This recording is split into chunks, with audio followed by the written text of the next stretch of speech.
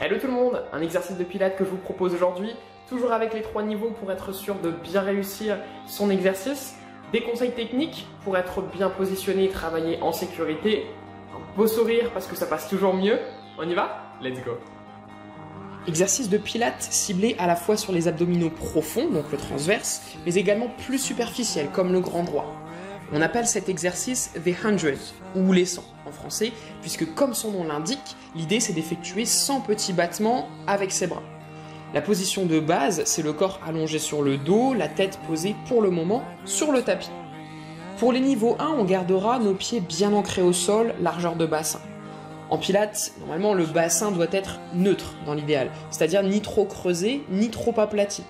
Cependant, pour se familiariser avec le mouvement, le rendre accessible et surtout pouvoir travailler de façon efficace, on préférera le bassin en rétroversion, c'est-à-dire les lombaires plaqués au sol, ce qui sera pour commencer largement suffisant.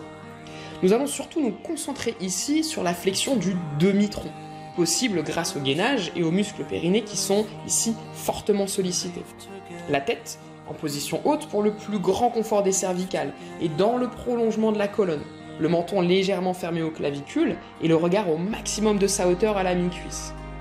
Toujours dans ce souci de confort des cervicales, les épaules seront éloignées des oreilles. Les bras sont tendus le long du corps, paume de main vers le sol, à hauteur de cheville.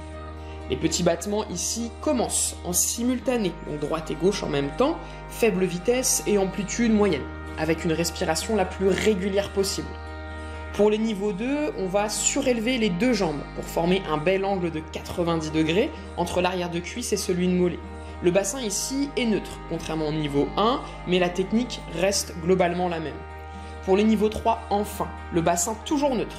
Les jambes seront toujours décollées du sol, mais semi-fléchies ou tendues dans la diagonale montante.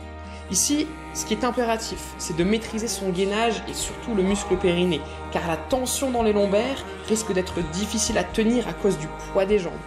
On respirera toujours de façon la plus régulière possible.